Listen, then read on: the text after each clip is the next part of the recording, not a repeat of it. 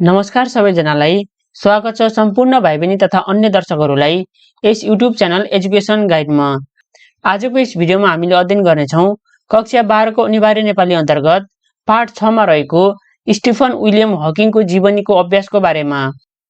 त्यसैले कक्षा 12 को विद्यार्थीहरूको लागि भिडियो एकदमै महत्त्वपूर्ण हुनेछ। भिडियोलाई अन्तिमसम्म हेर्नुहोला र यदि कम्पलसरी इंग्लिशको समरी नेपालीमा सुन्न चाहनुहुन्छ भने डिस्क्रिप्सन बक्समा लिंक राखिदिएको छु, त्यहाँबाट हेर्न सक्नुहुनेछ। र यस च्यानलमा पहिलो पटक आउनु भएको छ भने कृपया यस च्यानललाई सब्स्क्राइब गर्न नबिर्सनु होला भन्दै आउनुहोस् आजको भिडियोतर्फ लागौँ है त। अभ्यास यस प्रकार रहेको छ। शब्द भण्डार। शब्द भण्डार अन्तर्गत केही प्रश्नहरू रहेका छन्। ती मध्ये सुरुमा हामीले प्रश्न नम्बर 1 को कुरा गरौँ। प्रश्न नम्बर 1 मा के भनेको छ भने दिएका शब्द र अर्थबीच जोडा मिलाउनुहोस् भनेको छ र यहाँ केही शब्दहरू रहेका छन्। ती शब्दको सही अर्थसँग हामीले जोडा मिलाउनु पर्ने हुन्छ र शब्दहरू हेरौँ। विभीषिका। विभीषिका भनेको भय। त्यस्तै मानसपटल। मानसपटल भनेको मानसिक तह। त्यस्तै अर्को शब्द हेरौँ। आनुवंशिक। आनुवंशिक भनेको पुर्ख्यौली। त्यस्तै अर्को शब्द रहेको छ जिज्ञासा। जिज्ञासा भनेको जान्ने इच्छा रहेको। कुनै पनि व्यक्तिमा जान्ने इच्छा रहेको छ भने त्यसलाई जिज्ञासु अथवा जिज्ञासा भन्ने गरिन्छ। त्यस्तै अर्को शब्द हेरौँ। अवधारणात्मक। अवधारणात्मक भनेको कुनै विषयप्रति विचारपूर्वक निश्चय गरिएकोलाई अवधारणात्मक भनिन्छ। त्यस्तै अर्को शब्द हेरौँ। खगोल। खगोल भनेको आकाशमण्डल। त्यस्तै घनत्व। घनत्व भनेको खादिलोपन अथवा भरिभराउ भन्ने बुझिन्छ। त्यस्तै कृत्रिम भनेको बनावटी अथवा मान्छेले बनाएको चिजलाई कृत्रिम भनिन्छ। त्यस्तै अर्को शब्द हेरौँ। साधना। साधना भनेको सफल हुनका लागि कुनै काम बारम्बार गर्ने प्रक्रिया अथवा क्रियालाई साधना भन्ने गरिन्छ। यसरी हामीले प्रश्न नम्बर 1 को उत्तर गर्न सक्छौँ। अब हामी प्रश्न नम्बर 2 तिर जाउँ। प्रश्न नम्बर 2 मा के भनेको छ भने दिएका अर्थ दिने शब्द पाठबाट खोज्नुहोस् भनेको छ र यहाँ केही वाक्यहरू दिएको छ। त्यो वाक्यलाई हामीले पाठबाट खोजेर अर्थ खुल्ने गरी लेख्नुपर्ने हुन्छ। जस्तै सुरुमा हेरौँ। मर्यादा, सम्पर्क, शिक्षा आदिका कारणबाट मान्छेका मनमा पर्ने प्रभाव। यसको उत्तर हुन्छ संस्कार। अर्को प्रश्न हेरौँ। स्नायु सम्बन्धी एक रोग। यो भनेको अम्योट्रोफिक ल्याटरल स्क्लेरोसिस भन्ने बुझिन्छ। त्यस्तै अर्को प्रश्न हेरौँ। कलपूजा दम आदिले आफै सञ्चालन हुनेलाई स्वचालित भन्ने गरिन्छ। त्यस्तै अर्को हेरौँ। पछि सिद्ध हुन सक्ने कुराको पहिले नै मनमा गरिने अड्कल वा धारणा भनेको परिकल्पना भन्ने गरिन्छ। त्यस्तै अर्को हेरौँ। ज्ञात राशिका सहायताले अज्ञात राशि निकाल्ने प्रक्रिया भनेको वर्महोल। यसलाई हामीले यसरी बुझ्न सक्छौँ। अब अर्को हेरौँ। विद्वानलाई जीवनयापनका लागि दिइने शाब्दिक आर्थिक अनुदान भनेको विद्युत वृत्ति भन्ने बुझिन्छ। त्यस्तै अर्को प्रश्न हेरौँ। पृथ्वी, अन्तरिक्ष, ग्रह, नक्षत्र आदिको वैज्ञानिक अध्ययन गर्ने शास्त्रलाई खगोल शास्त्र भन्ने गरिन्छ। त्यस्तै अर्को हेरौँ। इतिहास, विज्ञान, जीवनी आदि राष्ट्रिय र अन्तर्राष्ट्रिय महत्त्वका विषयवस्तुमा आधारित सामूहिक लघु चलचित्र भनेको वृत्तचित्र भन्ने गरिन्छ। यसरी हामीले पाठबाट खोजेर अर्थ खुल्ने गरी लेख्न सक्छौँ। अब प्रश्न नम्बर 3 तिर जाउँ। प्रश्न नम्बर 3 मा के भनेको छ भने दिएका शब्दलाई अर्थ खुल्ने गरी वाक्यमा प्रयोग गर्नुहोस् भनेको छ र यहाँ केही शब्दहरू दिएका छन्। तिनलाई हामीले अर्थ खुल्ने गरेर वाक्यमा प्रयोग गर्नुपर्ने हुन्छ। जस्तै शब्द हेरौँ। इच्छा शक्ति। इच्छा शक्तिलाई हामीले अब कसरी वाक्यमा प्रयोग गर्न सक्छौँ भने अनावश्यक सोच, भावना र आवेगलाई नियन्त्रण गर्न सक्ने क्षमतालाई इच्छा शक्ति भनिन्छ। यसरी हामीले शब्दलाई अर्थ खुल्ने गरेर वाक्यमा प्रयोग गर्न सक्छौँ। अब अर्को शब्द हेरौँ। योगदान। विश्वमा शान्ति स्थापनाका लागि नेपाली सेनाको उच्च योगदान रहेको छ। सृजनशील। विद्यालयले विद्यार्थीको सृजनशील सिप विकासका लागि विभिन्न कार्यक्रम गर्दै आएको छ। आदर्श। मानिसले सधैँ आदर्श वा असल कुरालाई लक्ष्य गरेर काम गरेमा संसार अवश्य नै सुन्दर र सुखद हुनेछ। दाम्पत्य। हरेक राम्रा पार्टनरले दाम्पत्य सम्बन्धका लागि योगदान दिन्छन्। शक्तिहीन। हामीले आफूलाई कहिले पनि शक्तिहीन महसुस गर्नु हुँदैन। अशक्त। अति अशक्त अपाङ्गता भएका व्यक्तिहरूले प्राप्त गरिरहेको सामाजिक सुरक्षा भत्ताको निरन्तरताका लागि जोरदार माग गर्दछ। विभूषित। राष्ट्रपतिद्वारा मान पदवीबाट विभूषित गरिने घोषणा भएको थियो। यसरी हामीले दिएको शब्दलाई अर्थ खुल्ने गरेर वाक्यमा प्रयोग गर्न सक्छौँ। अब प्रश्न नम्बर 4 तिर जाउँ। प्रश्न नम्बर 4 मा के भनेको छ भने तलका कुनै 10 वटा अनुकरात्मक शब्दको प्रयोग गरी आफ्नो विद्यार्थी जीवनको वर्णन गर्नुहोस् भनेको छ। अब हामीले आफ्नो विद्यार्थी जीवनलाई लिएर अनुकरात्मक शब्द प्रयोग हुने गरी विद्यार्थी जीवनको वर्णन गर्नुपर्ने हुन्छ। जस्तै हामीले यसरी गर्न सक्छौं। म विद्यार्थी जीवनमा बिहान 5 बजे नै जुरुक्क उठ्थे, 9 बजेतिर झटपट खाना खान्थे र सरासर स्कुल जान्थे। म सधैँ गदगद हुँदै स्कुल जान्थे। शिक्षकले प्रश्न सोद्धा सबै साथीहरू टुलुटुलु हेरिरहन्थे, तर म भने जुरुक्क उठेर उत्तर दिन्थे। शिक्षकले मुसु मुसु हाँसेर धन्यवाद दिँदा म गम्म पर्थे। स्कुलको नजिकै रहेको बगैँचामा ढकमक्क फुलेका फूल र लटरम्म फलेका अमला देखेर हामी आनन्दित हुन्थ्यौं। यसरी हामीले अनुकरात्मक शब्दहरू प्रयोग गरेर जीवनी तयार पार्न सक्छौं आफ्नो विद्यार्थी जीवनको बारेमा। शब्द भण्डारपछि अब हामी बोध र अभिव्यक्ति अन्तर्गत जाउँ। बोध र अभिव्यक्ति अन्तर्गत पनि थुप्रै प्रश्नहरू रहेका छन् र प्रश्न नम्बर 1 को त्यति महत्त्वपूर्ण छैन, त्यसैले अब म सिधै प्रश्न नम्बर 2 तिर गए है त। प्रश्न नम्बर 2 मा के भनेको छ भने दिएका बुदालाई जीवनीमा उल्लेख भए अनुसारको क्रममा मिलाउनुहोस् र 3 मा उल्लेख भएका विषयवस्तुबाट मुख्य मुख्य बुदा टिप्नुहोस् भनेको छ। र अब यहाँ केही शब्द अथवा वाक्यहरू रहेका छन्, तिनलाई हामीले क्रमबद्ध मिलाएर त्यस अन्तर्गत उल्लेख भएका मुख्य मुख्य बुदाहरू हामीले टिप्नु पर्ने हुन्छ। जस्तै सुरुमा हेरौं, पृष्ठभूमि रहेको छ। यस अन्तर्गत प्रयोग भएका बुदाहरू यस्ता रहेका छन्। शारीरिक रूपमा अशक्त भए पनि दृढ इच्छा शक्ति, प्रतिभा र साधनामा रमाउने व्यक्ति कहिल्यै शक्तिहीन नहुने, मानव हितमा समर्पित हुने र योगदान दिने व्यक्ति सिङ्गो संसारभरि नै उदाहरणीय बन्ने। स्टिफन विलियम हकिङ शारीरिक रूपमा नाजुक भएर पनि प्रतिभा र निरन्तरको साधनाका कारण भौतिक शास्त्रमा नयाँ तथ्य उजागर गरेर सिङ्गो संसारलाई नै आश्चर्यचकित बनाउनु। यसरी हामीले बुदा लेख्न सक्छौं। अब खमा हेरौं, जन्म र आमा बुवा। यस अन्तर्गत भएका बुदाहरू यस प्रकार रहेका छन्। हकिङको जन्म सन् 1942 जनवरी 8 का दिन हुनु। आमा इसाबेल र बुबा फ्र्याङ्कको पहिलो सन्तानका रूपमा जन्मनु। अब गमा हेरौं, हकिङको विद्यालयी शिक्षा। यस अन्तर्गत भएका बुदाहरू यस प्रकार रहेका छन्। हकिङको विद्यालयी शिक्षाको प्रारम्भ लन्डन हाइगेट स्थित बायरन हाउस विद्यालयबाट भएको।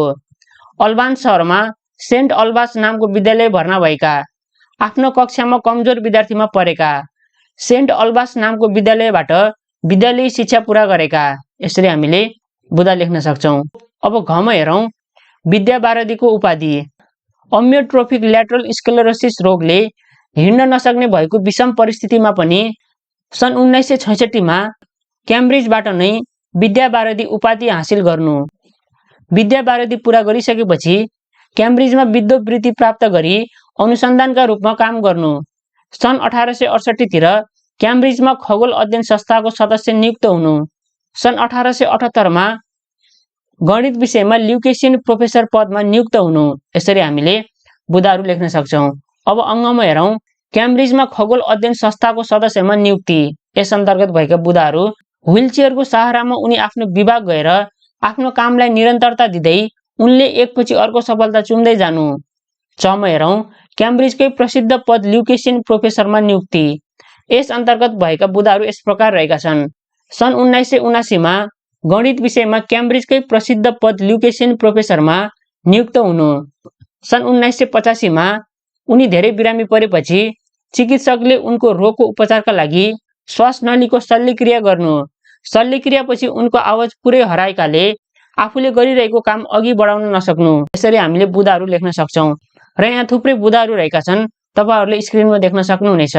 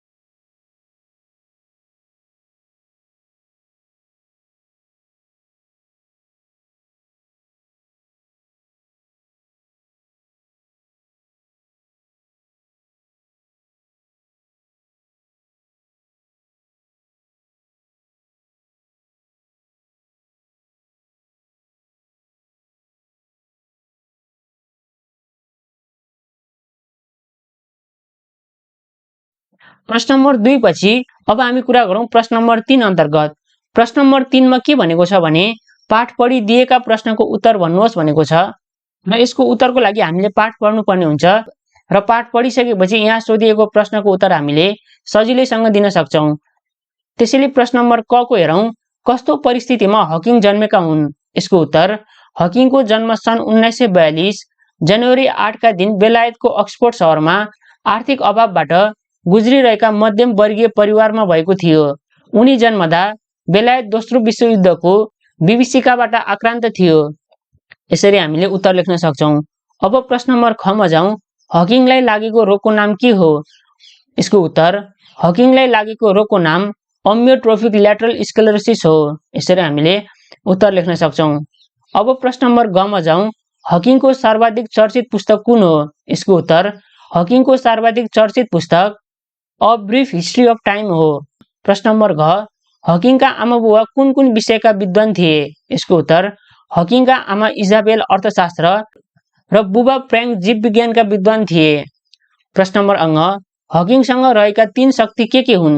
यसको उत्तर हकिङसँग रहेका 3 शक्ति इच्छा शक्ति, ज्ञान शक्ति र क्रिया शक्ति हुन्। यसरी हामीले उत्तर लेख्न सक्छौं। अब प्रश्न नम्बर च मा जाउँ। हकिङले कसरी सिङ्गो संसारलाई नै आश्चर्यचकित बनाए? यसको उत्तर शारीरिक रूपमा अशक्त हुँदा पनि आशावादी बनी निरन्तर अनुसन्धान गर्दै भौतिक शास्त्रमा नयाँ तथ्य उजागर गरेर सिङ्गो संसारलाई नै आश्चर्यचकित बनाए। प्रश्न नम्बर 6। हकिङले ब्ल्याक होलका सम्बन्धमा प्रस्तुत गरेको मौलिक विचार के हो? यसको उत्तर उनले अधिक गुरुत्व शक्तिले गर्दा ब्ल्याक होल भित्र हरेक चीज खुम्चिएर बसेका हुने र अझ खुम्चदै जाँदा उत्सर्जन हुन्छ भन्ने मौलिक विचार प्रस्तुत गरे।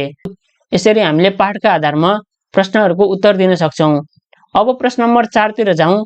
प्रश्न नम्बर 4 मा के भनेको छ भने रोग लागेपछि हकिङको जीवनमा शारीरिक रूपमा आइपरेका समस्यालाई क्रमबद्ध रूपमा प्रस्तुत गर्दै एउटा अनुच्छेद लेख्नुहोस् भनेको छ। अब यसको उत्तर हेरौँ। हकिङलाई 21 वर्षकै उमेरमा स्नायु सम्बन्धी रोग लागेपछि उनको जीवनमा शारीरिक रूपमा विभिन्न समस्याहरू आइपरेका छन्। उपचारका सामान्य प्रक्रिया पूरा गर्दै उनले आफ्नो पढाइलाई निरन्तरता दिइरहेका थिए। उनलाई सामान्य हिँडडुलमा पनि आफ्नो नियन्त्रण नभएको महसुस हुन्छ। उनलाई रोगले झन्झन च्याप्दै लगेपछि सन् 1963 तिर आँखा तिर्मिराउने र आवाज पनि लटपटिन थाल्दछ। हकिङ अम्योट्रोफिक ल्याटरल स्क्लेरोसिस नामक स्नायु सम्बन्धी रोगले ग्रसित भए। यो रोग लागेपछि मानिसका सबै अङ्गले बिस्तारै काम गर्न छोड्ने र अन्ततः श्वास नली बन्द भएर उसको मृत्यु हुने गर्दछ। चिकित्सकबाट उनको आयु 2 वर्ष मात्र भएको थाहा पाएपछि उनी निराश हुनुका साथै मानसिक रूपमा पीडा हुन्छ। यसपछि उनी चुपचाप घण्टौँसम्म सङ्गीत सुनिरहन्थे। सन् 1965 तिर रोग प्रतिदिन बढ्दै जाँदा उनी लट्ठीको सहारा बिना हिँड्न नसक्ने हुन्छन्। सन् 1868 तिर हातखुट्टा चल्न छाडेपछि उनी व्हीलचेयर बिना कतै जान सक्दैनन्। शल्यक्रिया बिना उनलाई बचाउन असम्भव भएपछि शल्यक्रिया गरियो तर उनको आवाज पुरै हरायो। यसपछि उनले आफूले गरिरहेको काम अघि बढाउन सकेनन्। केही समयपछि उनको मस्तिष्कको तरङ्ग र अनुहारका भावका आधारमा सञ्चालन हुने कम्प्युटर निर्माण भयो। यसपछि यसकै सहायताले आफ्ना अनुसन्धान सम्बन्धी लेख प्रकाशित गर्ने, प्रवचन र अन्तर्वार्ता दिने गर्न थाले र भौतिक शास्त्रमा नयाँ तथ्य उजागर गरी मानवीय चेतनालाई नयाँ उचाइमा पुर्याउन सफल भए। यसरी हामीले उत्तर लेख्न सक्छौं। अब प्रश्न नम्बर 5 मा जाउँ। प्रश्न नम्बर 5 मा के भनेको छ भने दिएको जीवनी अंश पढी सोधिएका प्रश्नको उत्तर दिनुहोस् भनेको छ र यहाँ केही जीवनीको अंश दिएको छ। त्यसलाई राम्रोसँग पढेर यहाँ सोधिएको प्रश्नको उत्तर हामीले सजिलै दिन सक्छौं र जीवनी यस प्रकार रहेको छ। तपाईहरुले आफै पढ्नु होला र अब म सिधै प्रश्नको उत्तरतिर गए है त।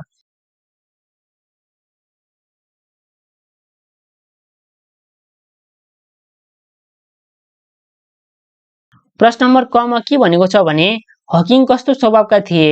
यसको उत्तर हकिङ बाल्यकालदेखि नै निकै जिज्ञासु र सृजनशील स्वभावका थिए। उनी यान्त्रिक वस्तुलाई गहिरिएर हेरी त्यसको भित्री संरचनालाई बुझ्न चाहन्थे। उनले तिनीबाट बन्न सक्ने नयाँ वस्तुका बारेमा परिकल्पना गरी निष्कर्ष दिने गर्थे। उनले साथीहरूको सहयोगमा पुराना घडी तथा रेडियोका पाटपुर्जाबाट कम्प्युटर, आफूले खेल्ने गेम, हवाईजहाज, डुङ्गा आदिको नमुना पनि आफै बनाएका थिए। घरमा बस्दा पनि उनी प्राय शोध खोजमा नै तल्लीन भइरहन्थे। अन्ततः हकिङ बाल्यकालदेखि नै जिज्ञासु, लगनशील, मेहनती र सृजनशील स्वभावका बालक थिए। यसरी हामीले उत्तर लेख्न सक्छौँ। अब प्रश्न नम्बर ख मा जाउँ। हकिङलाई उनका साथीहरूले आइन्स्टाइन भन्नुको कारण के हो? यसको उत्तर हेरौँ। हकिङको जिज्ञासु, लगनशील, मेहनती र सृजनशील स्वभावले उनका साथीहरू प्रभावित भएका थिए। उनका साथीहरू हकिङ आफ्नो संसारको रचना गरेर त्यसलाई चाहिने नियम आफै बनाउन सक्छन् भनेर उनलाई थप हौसला दिन्थे।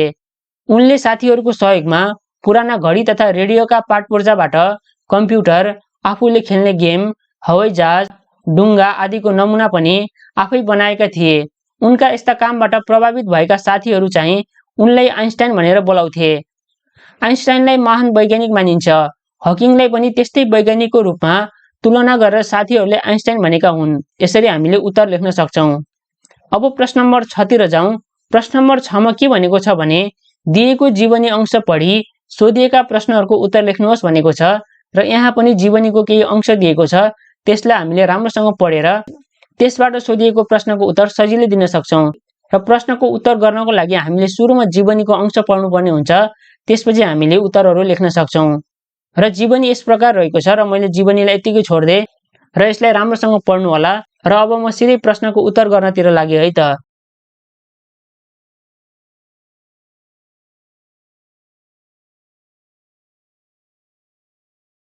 सुरुमा हेरौँ प्रश्न नम्बर क मा।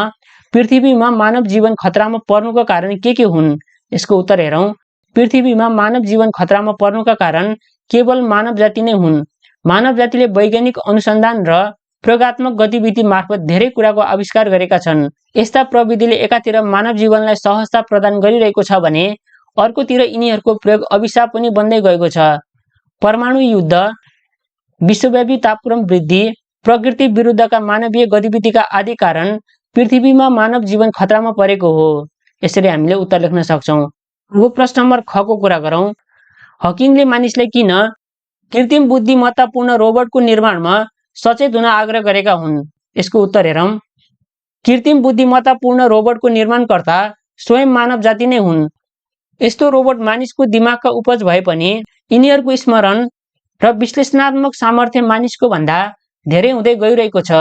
मानिसले गर्न सक्ने सबै काम यी यन्त्रहरू सजिलै गर्न सक्छन्। कृत्रिम बुद्धिमत्तापूर्ण रोबोटले मानिसलाई नियन्त्रण गरिरहेको छ। भविष्यमा यस्ता रोबोटले मानिस जाति कब्जा गर्न सक्दछन्। मानव अस्तित्व नै सङ्कटमा पर्ने डर बढ्दैछ।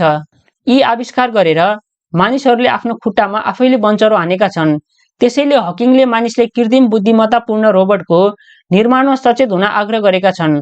यसरी हामीले उत्तर लेख्न सक्छौँ। अब प्रश्न नम्बर 7 तिर जाउँ। प्रश्न नम्बर 7 मा के भनेको छ भने समीक्षात्मक उत्तर लेख्नुहोस् भनेको छ र यस अन्तर्गत केही प्रश्नहरू दिएका छन्। तिनको हामीले समीक्षात्मक अर्थात् लामो प्रश्नको उत्तर दिनुपर्ने हुन्छ। त्यसैले प्रश्न नम्बर क मा हेरौँ। दृढ इच्छा शक्ति, ज्ञान शक्ति र क्रिया शक्तिका सामु शारीरिक रोग शक्तिहीन हुन्छ। यस भनाइलाई पाठका आधारमा पुष्टि गर्नुहोस् भनेको छ। अब यसको उत्तर हेरौँ है त। स्टिफन हकिङ शारीरिक रूपमा अशक्त हुँदा पनि निरन्तर अनुसन्धान गर्दै भौतिक शास्त्रमा नयाँ तथ्य उजागर गरी मानवीय चेतनालाई नयाँ उचाइमा पुर्याउन महान वैज्ञानिक हुन्। उनको जन्म सन् 1942 जनवरी 8 का दिन उनको जन्म भएको थियो। आमा इजाबेल र बुबा फ्र्याङ्कको पहिलो सन्तानका रूपमा यिनको जन्म भएको थियो। दृढ इच्छा शक्ति, ज्ञान शक्ति र क्रिया शक्तिका सामु शारीरिक रोग शक्तिहीन हुन्छ भन्ने तथ्य सिद्ध गर्ने हकिङलाई महान वैज्ञानिकका रूपमा विश्व समुदायले लिने गर्दछ।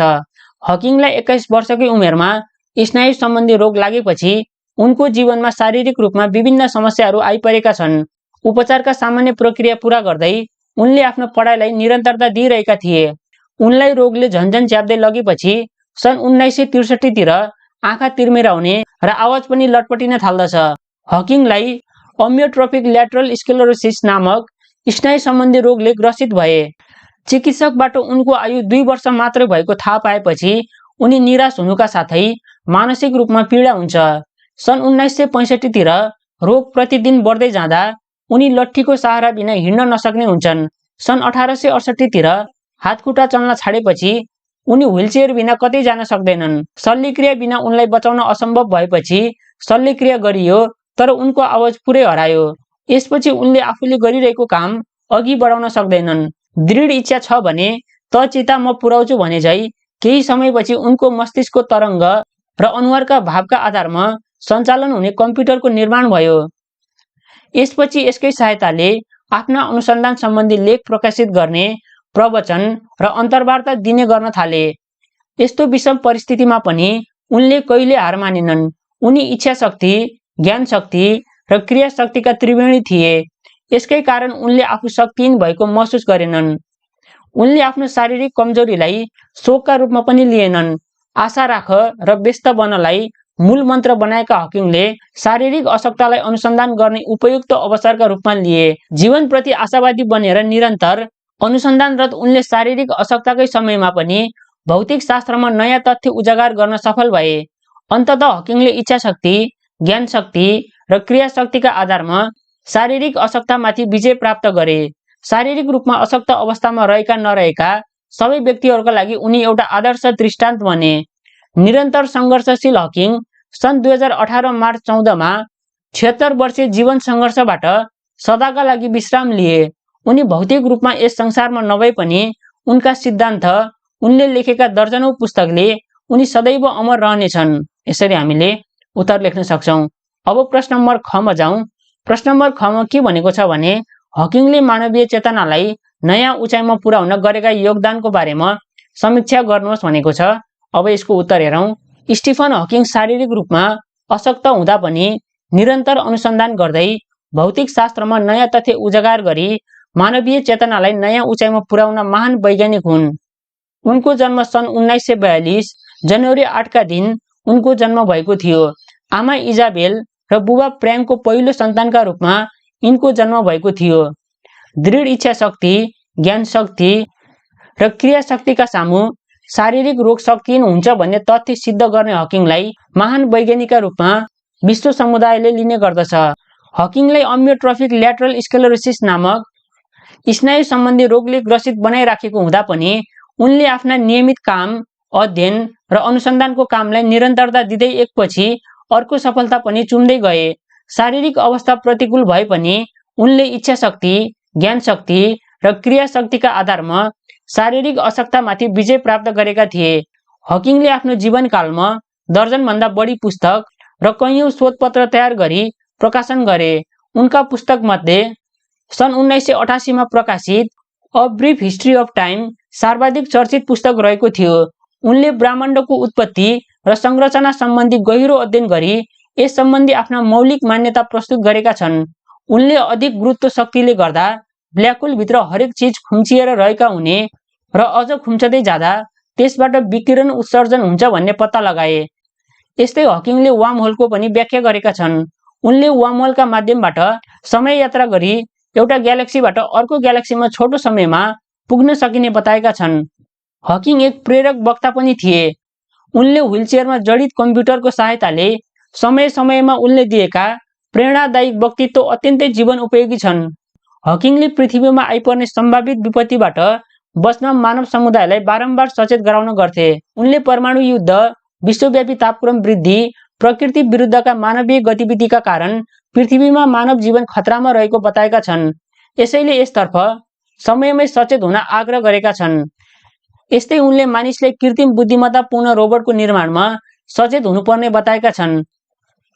यसरी जीवनप्रति आशावादी बनेर निरन्तर अनुसन्धानरत उनले शारीरिक अशक्तताकै समयमा पनि भौतिक शास्त्रमा नयाँ तथ्य उजागर गर्न सफल भएका छन्। अन्ततः मानवीय चेतनालाई नयाँ उचाइमा पुर्याउन उल्लेख्य योगदान गर्ने हकिङ वैज्ञानिक जगतका विशिष्ट प्रतिभा हुन्। यसरी हामीले उत्तरहरू लेख्न सक्छौं। अब प्रश्न नम्बर 8 तिर जाउँ। प्रश्न नम्बर 8 मा के भनेको छ भने दिएको अनुच्छेद पढी सोधिएका प्रश्नको उत्तर दिनुहोस् भनेको छ र यहाँ केही अनुच्छेद रहेका छन्।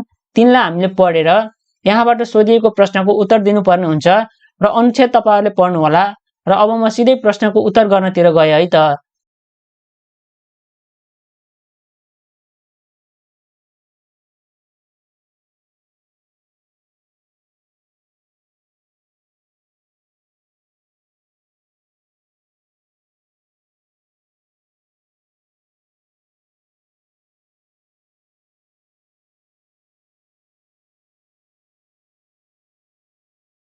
प्रश्न नम्बर क मा हेरौं। आधुनिक भौतिक शास्त्रीहरूले ब्रह्माण्डको सृष्टि केबाट भएको बताएका छन्? यसको उत्तर हेरौं। आधुनिक भौतिक शास्त्रीहरूले ब्रह्माण्डको उत्पत्ति सर्वाधिक घनत्वको अवस्थामा रहेको कुनै बिन्दु अथवा ब्ल्याक होलबाट भएको बताएका छन्। यसरी हामीले अनुच्छेदका आधारमा उत्तर लेख्न सक्छौं। अब प्रश्न नम्बर ख मा जाउँ। वेदमा सृष्टिको कारक केलाई मानिएको हो? यसको उत्तर वेदमा सृष्टिको कारक ब्रह्मलाई मानिएको छ। प्रश्न नम्बर ग, ब्रह्म र क्वान्टम पुञ्ज बीच के समानता रहेको छ? यसको उत्तर हेरौं।